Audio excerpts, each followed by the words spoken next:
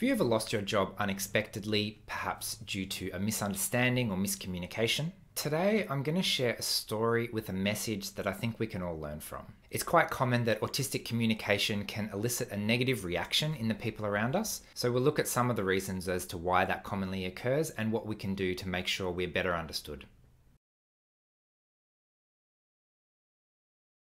Hi everyone, Paul Micallef here from Asperger's from the Inside. I make weekly videos sharing the human side of autism, so make sure you hit subscribe to get the latest content. So I know I personally learn a lot about autism and about myself from other people. So today's story isn't really mine in the sense that I'm not the main character. It's about a friend of mine who lost her job unexpectedly just after realizing she's autistic. So even though I was there, my role is more of an observer and noticing what she was doing, her communication, her expression, and how other people naturally responded to that. So the situation is that this friend was really excited about a fantastic new job, except that a couple of days into the job, she was suddenly told she was not suitable. Something to do with communication and being professional on phone calls or something like that. And since this happened to coincide with discovering she's autistic, she was talking to me about it. She was obviously distressed. So I met her at work and we went out for lunch on what was to be her last day on the job. So as you can imagine, we spoke about a lot of interesting things with all that stuff going on, but there was one thing in particular that really stood out to me. Over the course of the day, people naturally asked, "How are you? How's your day going so far?" And she would respond, "I lost my job today," in a happy, excited tone, possibly with a little jump. And the really curious thing was the reaction that other people had to that response. They had no idea how to respond. They were instantly awkward, instantly unsure and uncomfortable and not really sure what to do. There were so many conflicting messages. I mean, she looked fine and then she just said, "I lost my job." But then she said it in an excited tone. But then probably losing your job would not be something you're going to be very happy or excited about. But then she said it in such a blunt way, yet she's obviously really distressed about it as well. So how does she really feel? How should I respond in this situation?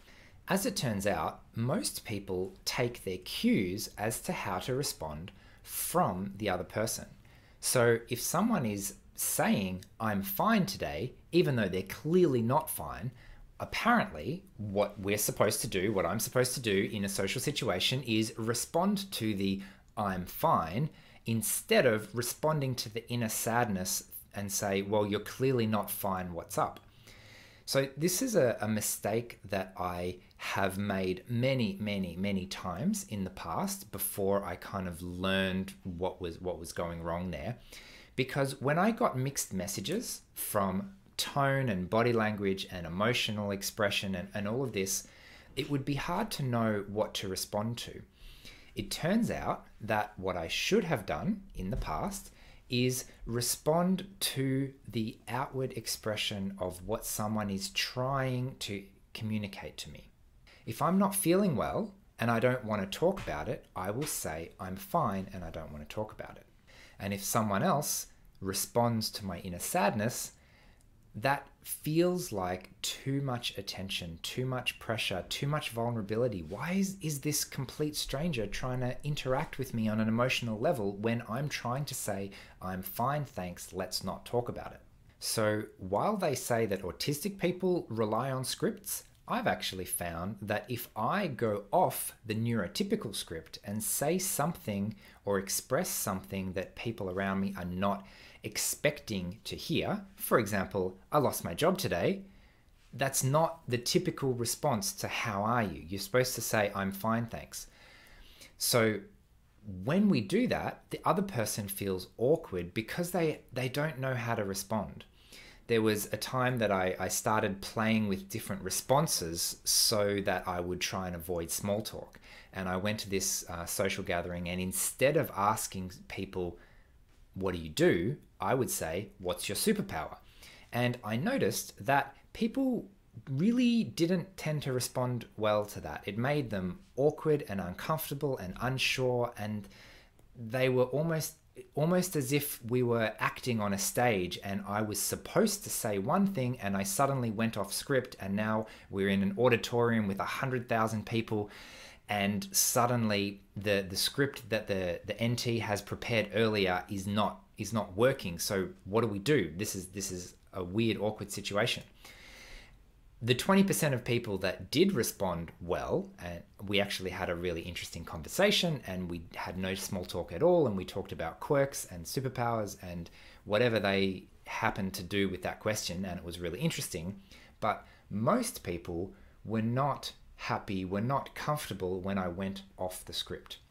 So the lesson here is that other people can feel awkward if I behave in an unconventional way and they do not know how to respond to the situation. So think about this in a slightly different way. Imagine if she had said instead, I lost my job today, I'm really upset about it, but I don't really want to talk about it right now, so let's just have lunch and this will be a nice little distraction. We'll chat about something else for a little while. All of a sudden, the other person knows what's going on. They understand why there were mixed messages. So clearly, yes, I'm upset. Clearly, yes, losing my job is distressing news. However, I also don't really want to engage with that right now. So can you please engage with me on this level? Thank you.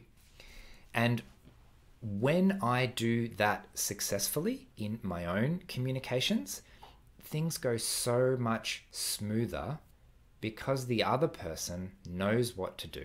So ironically, if you're autistic, if you are inclined to have behaviors and communications that are outside the typical kind of range, you are required to have a superhuman amount of emotional intelligence and self-awareness and social awareness and all of these things so that you can help the people around you to react in a appropriate way and keep the conversation going and avoid misunderstandings and all of that kind of stuff. So that often feels like quite a big burden in lots of situations, but it's also just handy to know what's going on. Handy to know why people are responding so negatively to me when I try and be just honest. How's your day going? I lost my job today.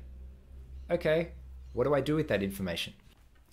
Anyway, that's all very interesting stuff. It's a big challenge sometimes to be genuine and socially appropriate at the same time, but it's definitely possible.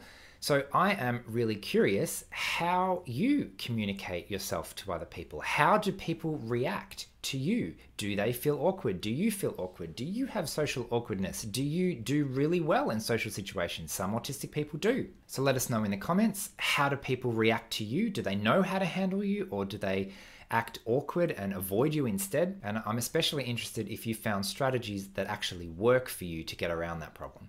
Anyway, we should probably leave it there. I guess the main message of this whole video, hopefully, if I've got there eventually, is that it is possible to be genuine and authentic and socially appropriate at the same time, but it can be a bit challenging and we might need to implement a few strategies. So best of luck with that. I hope you've enjoyed this video and I will see you again next week. Bye.